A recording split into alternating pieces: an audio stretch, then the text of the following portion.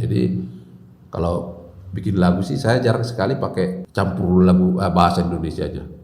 Supaya nanti lagu Batak itu jangan sampai hilang esensinya. hilang apanya, ya benar. Maknanya lirik hilang. tadi ya. Sampai sekarang kita nggak bisa dapat lah seperti vokalnya almarhum Sastro. Jadi kita putuskanlah sama Abidin, udahlah kita pensiun aja.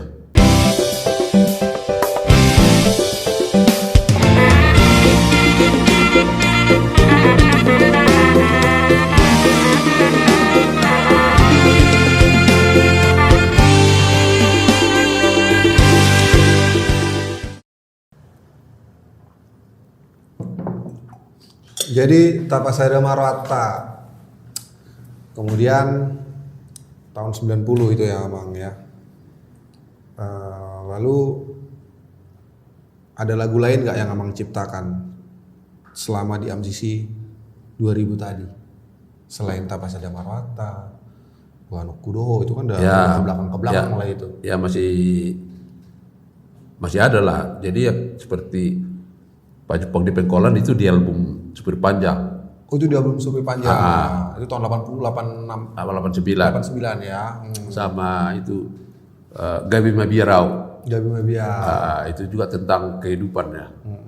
Terus Dos Donakona tahun berapa Mang? Itu juga satu album juga itu di Supir Panjang. Oh itu di Supir Panjang, album Supir Panjang. Ya. Dos Donakona itu kan lagu yang sangat ini juga Mang, meledak. Bisa dibilang meledak lah, aku bilang lah. Karena di era kami pun sampai sekarang masih menikmati lagu itu dan lagu itu makonai banget. Banyak pesan moral di situ Mang. Termasuk aku pribadi gitu. Tapi aku ingin tahu dari sisi Amang sendiri, gimana pada saat menciptakan lagu itu, apa sih yang Amang pikirkan? Kenapa bisa Amang tuliskan lirik sebegitu indahnya, sebegitu kenanya? Ya. Silakan, jadi di situ kan. Jadi saya itu ambil dari kehidupan sehari-hari juga ya. Jadi itu kan judulnya Dosun Nakona Jala Dosun Nang Tuanya. Kan jadi itu semacam itulah tabur tuai. Nah, jadi kalau ada masalah jangan terus patah arang gitu. Mendele. Jangan langsung mendele kan gitu. Tapi kalau sudah punya punya segalanya jangan agak rem sama orang yang kelaparan kan gitu. Unang leram ya. Karena nanti kan ada apanya, itulah tabur tuanya tadi itu. Iya. Tapi unik loh. Kenapa aku bilang unik tuh Amang tuh membuat lirik-lirik lagu, kalimat kata-kata Bataknya itu memang benar-benar bisa dibilang itu udah jarang sekarang kan. Orang-orang menciptakan lagu tuh pakai kosakata Amang tuh Batak kali lah bisa gue bilang kayak gitu itu. Gimana Amang bisa sampai bisa aku bilang sampai terpikir lirik kayak gitu loh. Jadi memang saya dari awal-awal saya kalau bikin lagu itu memang harus benar-benar itu kalimat kosakata tadi. Ya Batak betul gitu. Jadi kalau bikin lagu sih saya jarang sekali pakai campur lagu bahasa Indonesianya. Kenapa? Saya pikir supaya nanti lagu Batak itu jangan sampai hilang esensinya. Hilang apanya, ya benar. Maknanya lirik tadi ya. Jadi saya pikir karena sekarang ini kan banyak lagu yang sudah campur-campur bahasa Indonesia, udah ada pakai kata curiga, gitu, dan lain-lain lagi lah. Jadi kalau begitu kan bisa nanti mau dibawa kemana nih lagu Batak kita ini kan gitu. Itulah yang buat Amang berbeda ya. Ya, jadi saya bertahan di itulah supaya lagu Batak itu tetap bagus lah. Itulah kerinduan Amang. Sampai saat ini ya itu. Ya. Dan lagu-lagu yang Amang ciptakan tanpa disadari jadi hit semua dan populer semua. Ya. Saat ini puji Tuhan lah. Puji Tuhan itu ya Amang ya. Ada apa rahasia khusus? Aku pingin tahu dulu Amang ini apa ada rahasia Amang khusus, ritual khusus. Ada dulu Amang ritual Amang mau ciptakan lagu tunggu kesana lah dulu aku kayak gitu, ada nggak? Enggak lah, ritual nggak ada. Jadi ya fokus kita buat lagu gitu aja ya. Jadi kita nggak, misalnya waktu tenang ada pikiran tenang baru kita buat lagu. Kalau misalnya kita kurang duit kan nggak mungkin lagunya bagus, kan gitu. Tapi ada lagu yang benar-benar memang itu lagu yang menceritakan kisah Amang pribadi. Oh, itu lagu itulah Duku Tadau itu. Duku Tadau itu. Itu Amang lagi jatuh cinta. Ya benar, dengan Nyonya Sekarang. Nyonya Sekarang. Gimana liriknya apa itu, kayak mana tuh? Judulnya itu apa? Duku Tadau itu dan boy tarpuro mau dahasia. Saya itu hodola roha, saya naik baju pamdoto gitu. Waktu itu berbunga-bunga lah Amang pada saat itu. Jadi dangalani rupami upaina usai rotuho holat uli di basamdo mapai terpangan rohaki ya gitu. Lagu itu dibawain juga di Di bawah 2000. Tahun itu ya di album itu Super juga. Panjang juga beda di album 10 karya. 10 karya terbaik dari Amang. Ya. Eksklusif lah itu ya. Ya itu. Dan lagu-lagu Amang ya memang tentang poda, nasihat, dan lagu-lagu cintanya juga semua sangat melankolis aku bilang. Bisa aku bilang Amang ini itu ya kayak romantis juga lah Amang ya, kehidupan Amang ya. Bisa aku bilang kalau lagi jatuh cinta kayak gitu, karena lagu-lagu Amang jadi itu seperti lagu Bono Kudoho itu ya. Itu. Jadi kalau seorang laki-laki kalau mengatakan cinta ke seorang wanita kan agak sulit awal mengucapkan itu. Makanya timbul di situ saya bikin, dari mana aku mulai mau mengatakan cinta kan gitu. Sia dia lo mulai yoku gitu. Jadi banyaklah. Tapi bukan pengalaman pribadi Amang itu. Bukan. Itu karena memang Amang pingin aja nulis itu pada saat itu ya. Ya. Karena udah pasti itu yang dialamin banyak orang. Hampir semua orang Semua orang gitu ya. Tapi pada saat itu prosesnya berapa lama Amang menciptakan lagu Buano Kudoho tadi? Buano Kudoho itu ya bulanan lah. Lama juga itu Amang ciptakan itu ya. Dan Amang juga nggak terpikir bahwa itu akan meledak juga. Ya tidak berpikir. Bahkan pada saat itu sempat dibawakan oleh Inang Rita Putar-Putar. Ya benar. Dan pada saat itu orang yang biasa aja kayak gitu kan. Dan meledaknya justru di AMSI 2000. Ya AMSI 2000. Tahun 91. 90-an itu ya Amang ya. Luar biasa pada saat itu Buano Kudoho meledak. Dan banyak karya-karya Amang lain ya. Selain itu apa lagi Amang? Buano Kudoho, Tapasada Marota, baru Dangbui Bulan Makatai. Tahun berapa itu Amang ciptakan? Mana? Tahun berapa itu Amang ciptakan? Itu tahun 93. Oh berarti udah selesai Tapasada Marota. Udah selesai itu. Itu 93 itu juga di hitsnya album kita itu. Oh itu hits album Dangbui Bulan Makatai. Itu beredarnya tahun 94.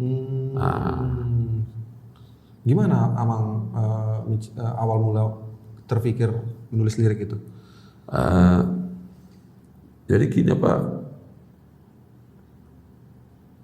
kalau yang sedang kasemaran kan banyaklah, misalnya nggak usah lah tanya bulan kan gitu, nggak usah tanya bulan, nggak usah tanya matahari kan gitu. Pokoknya datanglah asahu haul hogomos kan gitu. Dan itu banyak sekali yang yang suka dengan lagu itu. Bahkan bisa dibilang kalau lagi jatuh cinta. Benar. Pasti lagu itu ya Amang ya. Dan Bumi Bulan Maka tahun 93. Ya. 93 itu emangnya meledaknya ya, albumnya ya? 94. Oh 94 albumnya. Albumnya. Dan banyak juga di situ lagu-lagu ciptaan Amang. Ada juga. Ya. Terus dari tahun 96, selanjutnya gimana MCC 2000? Itu kan banyak album yang meledak dong berarti, jobnya makin banyak. 97 kita agak vakum di situ ya. Kenapa? Itu kita nyanyi ke Malaysia itu. Oh. Jadi sebenarnya tahun 92 kita juga udah kontrak di Sabah, sana itu Sabah, Kalimantan Utara. Di Sangrila juga di sana. Berapa lama kontrak kamu? Di sana 2 kali kita ke sana itu 6 bulan. Itu tahun 97. Enggak, itu 92 93. 92 93. 97 kita ke Kuala Lumpur, Langkawi. Itu show lah. Di hotel juga. Oh, di hotel ngisi-ngisi lah gitu di situ. Dan itu sudah bawa lagu-lagu MCC yang populer lah. Sama lagu mancanegara lah. Lagu-lagu barat. Jadi 98 kan 97 itu krisis, 98 kerusuhan, nggak ada kegiatan sama sekali. Baru kita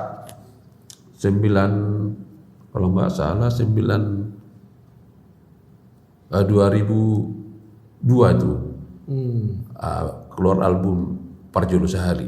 Parjolo Sahali. Itu tentang apa hitsnya dari album itu? Itu hitnya. Parjolo Sahali. Tentang apa itu? Itu tentang itu kisahnya almarhum Sastro. Oh. Jadi almarhum Sastro itu punya anak 4 perempuan, nggak ada laki-laki. Kalau nggak salah 4 ya. Jadi saya ciptakanlah lagu itu dan puji Tuhan anaknya lahir laki-laki. Setelah berapa lama? Kurang lebih 6 bulan apa ya. Jadi itulah kisah lagu itu untuk almarhum itu. Mas Sastro tadi.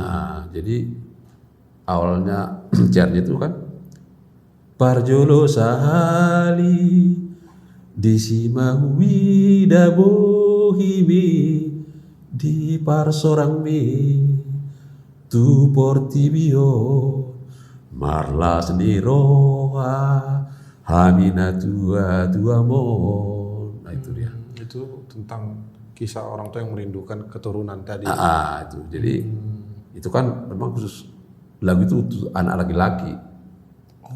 Karena laki-laki kan si Jujung Goar itu. Oh nama ama Manggatia. Oh nama ama si Jujung Goar. Dan itu meledak. Itu jalan juga itu. 2002. Itu bukan kaset lagi tuh ya. Udah VCD lah itu ya. Udah VCD lah, udah mulai VCD itu. Udah banyak lah kepingan ya waktu itu MCC ya. Jadi setelah itu keluarlah lagu 2004 kalau nggak salah, 2003 apa? Hari Selasa Mulak tu Batam. Itu juga kisah tapi bukan kisah saya. Kisah orang itu, kisah nyata orang ya. Siapa? Udah lupa saya siapa dia. Inisial Pak. Jadi lagu itu kan hari Selasa Mulak tu Batam. Jadi dia pulang kampung, kebetulan ketemu sama pacarnya dulu. Nah, gitu. Jadi sayang sekali, kalau satu kidau di Son hari Selasa Mulak tu Batam karena cutinya cuma sedikit karena dia pegawai biasa gitu. Hari Selasa Mulak tu Batam gitu. Dan Amang bisa menciptakan cuman dari dengar cerita kisah. Ya. Dari orang. Ya, itu dia itu. Kisah nyata berarti itu Amang ya? Iya. Dan itu meledak juga. Ya, itu meledak juga. Gimana terus pada saat itu MCC makin lama makin naik dong. Sisi 2000 ya maksudnya. Ya. Sisi 2000 makin ya. Jadi masih eksis lah kita sampai almarhum lah.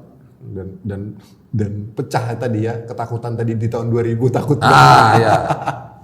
Dan memang ternyata itu bukan pecah karena apa? Karena nama tadi. Iya itu yang dia almarhumnya. Jadi 30 tahun lah kita bertahan lah. Itu suatu bukan waktu yang sebentar ya. Sebentar lah 30 tahun. Tahun 2000. Nah, itu keluarlah lagu Molo Oloho. Oh, tahun? Itu tahun kalau nggak salah 2004 ya, 2004 juga. 2004. Itu. Nah, itu di album kompilasi. Nah, jadi setelah belakangan ini baru Style Post lah yang bawa, ya agak meledak lah. Lagu itu romantis sekali ya, Bang. Molo olo. Ya. Mahihutona. Itu lagu, aduh. Nah, jadi makonai banget. Itu kan tentang kehidupan keluarga ya. Kisah nyata, Bang. Itu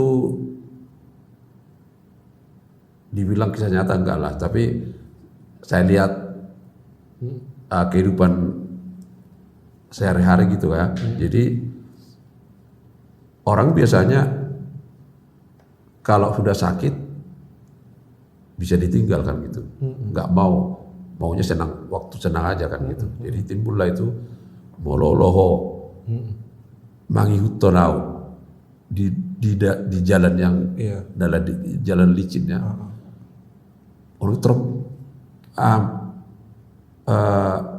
Mandele gitu, baru jalan licin langsung Mandele kan gitu.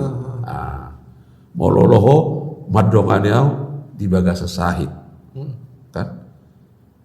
Orang mungkin kadang-kadang dalam banget itu. Ya, dalam banget itu. Ya, mololoho madongani di bagasa sahid, suatu gabe manol soli gitu kan. Sampai ada penyesalan. Jangan penyesalan kan gitu. Ya. Jadi akhirnya tahu tuh mana kita nggak tahu besok lusa kan gitu. Dan itu semua tentang kehidupan. Ya, tentang kehidupan. Bukan dari kehidupan pribadi Amang. Bukan. Itu dari imajinasi ya. Dan itu meledak juga. Ya, meledak. Sampai sekarang bahkan. Sampai sekarang masih. Masih yang cover juga banyak. Iya, banyak banget. Dan Amang sebenarnya ada cara khusus nggak sih selain harus misalnya aku pengen nyiptain lagu inilah, tapi aku harus kesini dulu kayak gitu, atau misalnya aku mau menciptakan lagu tentang cinta, tapi aku butuh waktu untuk harus melakukan hal seperti ini, misalnya Amang ke pantai dulu, atau butuh minum kopi dulu kayak gitu. Nah, jadi kadang-kadang ya kalau saya sebenarnya nggak ada butuh atau eksperimen apa gitu nggak ya? Ke pantai dulu atau enggak lah. Jadi kalau ada inspirasi saya bikin kan gitu. Nah, kalau lagi mood kita bikin. Kadang-kadang kita paksa satu bait pun nggak bisa dapat. Gitu. Dan semua itu bisa aku bilang itu semua berkat dari Tuhan kah? Ya, benar. Bisa aku bilang seperti itu ya, Mang ya. Karena lirik yang Amang ciptakan itu semua jadi banyak pegangan hidup. Ya, pedoman hidup orang. Termasuk juga lagu-lagu cinta Amang itu tidak ada yang namanya kayak cinta yang inilah, artinya cintanya benar-benar kehidupan nyata lah, bisa dirasakan lah seperti itu banyak orang. Gitu. Dan pernah nggak Amang menciptakan lagu itu dari mimpi? Oh, kalau itu belum pernah. Tapi pernah gini, Amang pernah nggak? Amang sendiri nyiptain lagu Amang sampai nangis? Itulah lagu yang pertama itu. Pai Masuda Goki. Amang nangis nulis itu? Ya, saya pokoknya sedih banget saya di situ. Apa yang Amang rasakan pada saat itu emang? Ya, karena itu siarnya itu kan bau tau tope amang magugut sirah, itu yang bikin saya hampir, pokoknya saya sedih sekali itu waktu bikin lagunya. Dan abang saya juga waktu saya dengarkan itu kami dengarkan di Pademangan, abang saya itu nangis betul-betul. Karena itu banyak pesan di situ di lagu itu. Ya. Atau Amang pernah melihat kisah kehidupan seseorang sesuai dengan yang di lagu itu sehingga Amang bisa menduplikasi dari kisah itu dalam bentuk lagu? Sebenarnya itu kan hampir semua lah orang tua mengharapkan begitu ya. Jadi di syair terakhir itu kan Pai Masuda Goki. Cuma itu dia enggak, orang tua kan bukan minta harta, berharap balik kan gitu. Pai Masuda Goki asa adong hata honokku gitu kan. Pokoknya kalau anaknya sudah berhasil, orang tua itu udah bangga. Asa adong hata honokku kan gitu. Banyak hata honokku maksudnya ya dia bisa bercerita, dia bercerita bangga lah dia. Bangga lah gitu. Dan itu sampai buat Amang sendiri nangis. Iya benar. Pada saat proses menulis. Iya, jadi itu udah banyak lah kertas yang sudah kebuang di situ ya. Bikin cairnya. Itu yang awalnya itu kan yang paling susah. Memulai itu awalnya itu. Gitu. Wajar lagu itu meledak Amang. Karena prosesnya juga proses pembuatannya benar-benar Amang resapi lagu itu. Iya. Betul. Kemudian kita balik lagi tadi ke tahun 2002 tadi kan. 2000 Molo Oloho tadi. Ya. Setelah Molo Oloho lagi, apa lagi yang Amang ciptakan lagu itu? Molo.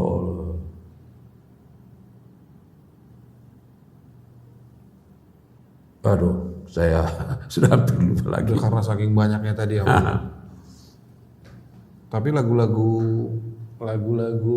apa ya, lagu-lagu cinta Amang juga banyak yang kena, banyak yang makonai lah, bisa dibilang kayak gitu kan. Ya. Oke, tadi Molo Oloho ya Amang ya. Terus Buano Kuroho dan Bui Bulan Makatai itu udah meledak semua lah. Nah, terus ada satu lagi Suku-suku Doraki. Suku-suku Doraki tahun berapa? Itu tahun 79. Yang pertama nyanyikan itu Trio Lasidos. Dan hitnya juga itu. Dan itu meledak. Kenapa nggak dibawain 6 sisi 2000? Kita kan belum rekaman hari itu. Oh, belum rekaman. Ya. Dan akhirnya itu kita bawa lagi tuh di album pertama kita. Yang tahun 90-an tadi, 91 tadi ya Bang? Iya. Enggak, tahun yang Trio sisi pertama. Oh, MCC yang pertama 79 tadi, 7980. Ya itu. Ya. Kemudian bertahan sampai 2016. Ya. MCC 2000. Dan di situ meninggallah Amang Sastro. Ya. Gimana perasaan Amang pada saat Wah, jadi sampai sekarang kita nggak bisa dapat lah seperti vokalnya almarhum Sastro. Jadi kita putuskanlah sama Abidin, udahlah kita pensiun aja. Kita udah di belakang layar aja kita sekarang. Gitu. Tapi sempat ada wacana dari maksudnya pihak yang mensupport Amang lah, bisa dibilang lanjutkan aja kayak gitu dengan banyak ya sebenarnya, tapi kalau lanjutkan, kalau hati belum tentu bisa kan gitu. Terutamanya hati lah ya. Selain suara tadi. Selain suara. Sudah sampai sebegitunya ya Amang ya. Trio Amsisi 2000 tadi, Amang Sastro tadi ya. Apa kisah yang paling Amang ingat dari Amang Sastro pada saat itu?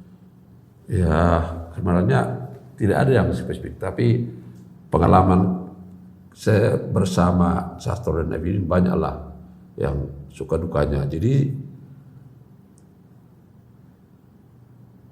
yang waktu kita kan nyanyi awal-awal kan di 87, 88 kan kita berempat nyanyi di hotel. Ada Marga Siombing juga sudah almarhum. Dia pemain itu bass betot. Jadi di situ pengalaman lah kita, pengalaman yang gimana lah.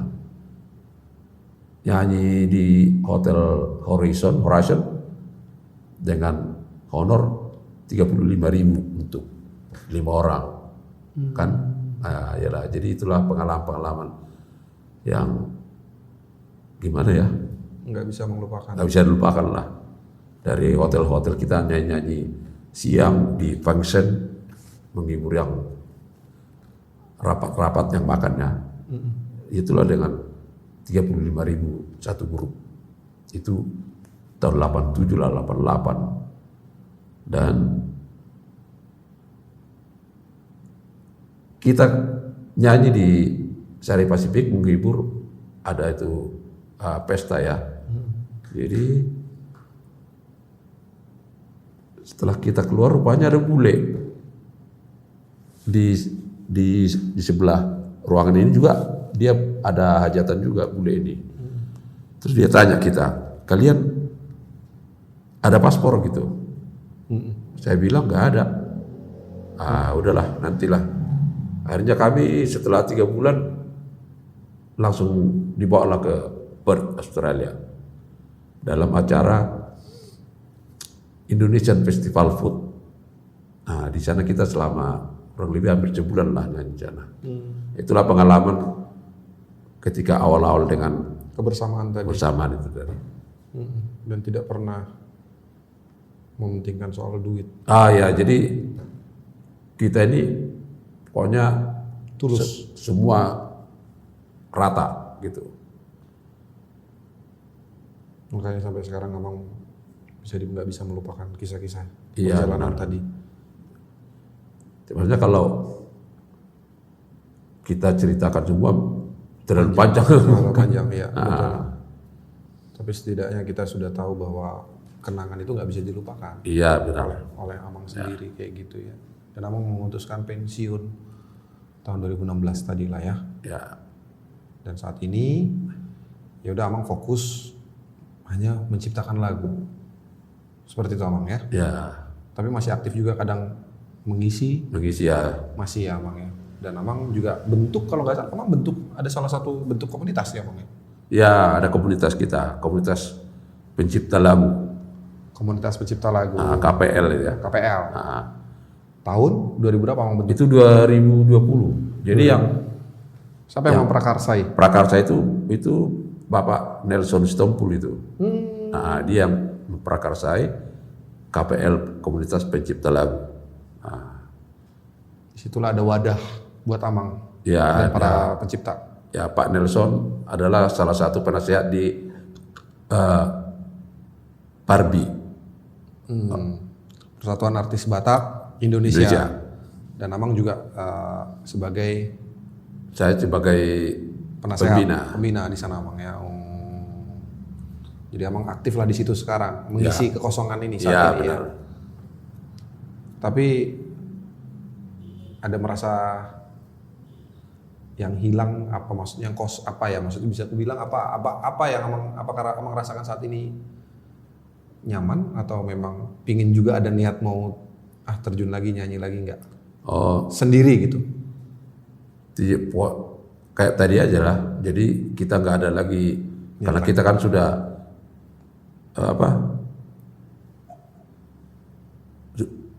kita itulah yang muda-muda. Kita di belakang layar aja lah kita deh. Di belakang layar.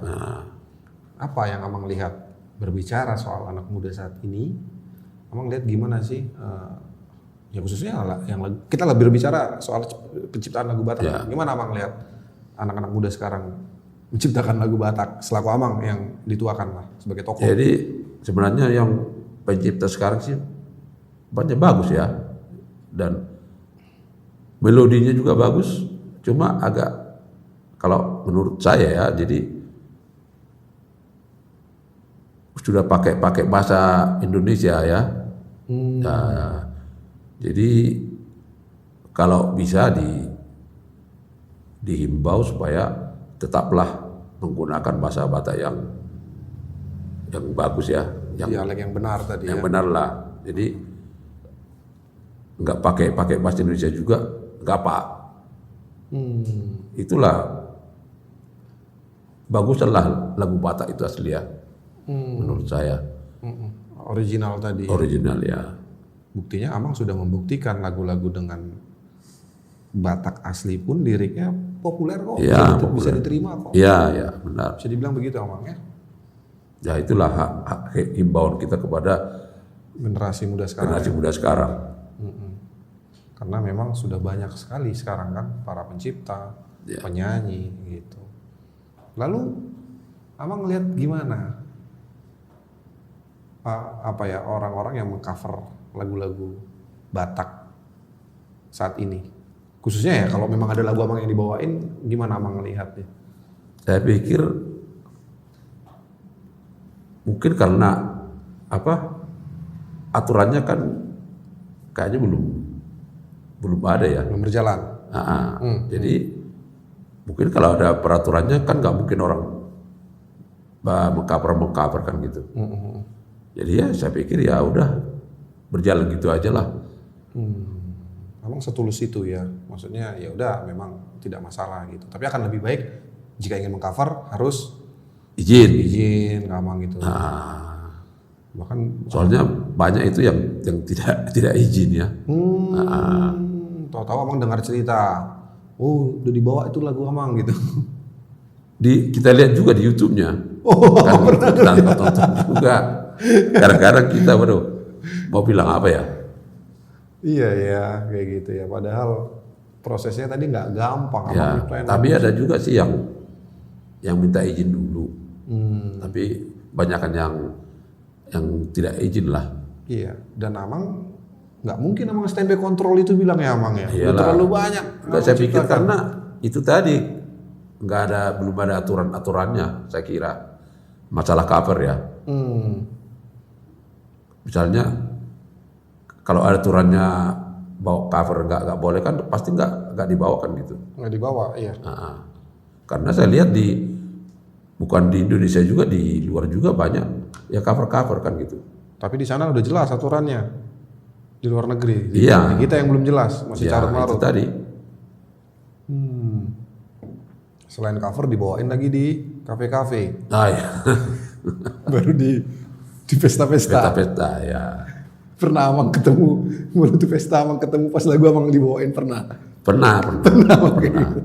Tapi ada lah ya maksudnya penghargaan, maksudnya dikasih tahu lah itu ciptaan Amang. Ya harusnya gitulah, kalau dia nyanyikan apalagi dia dapat duit kan gitu.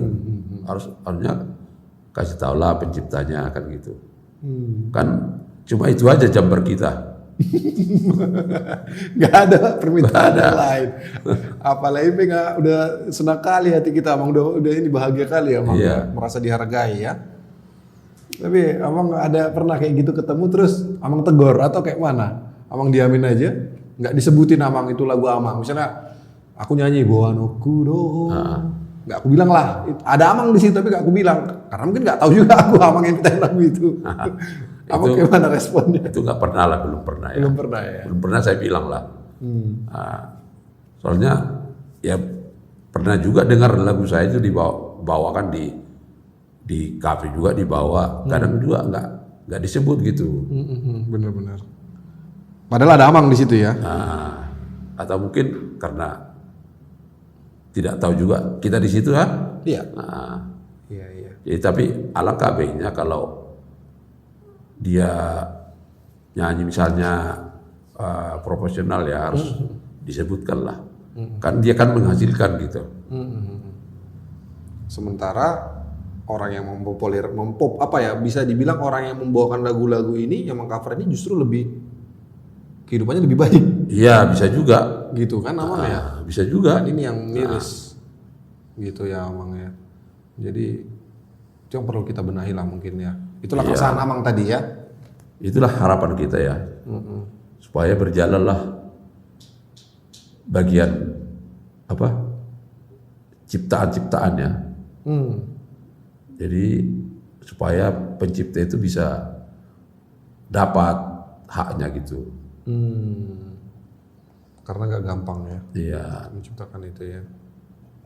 Iya, betul sih.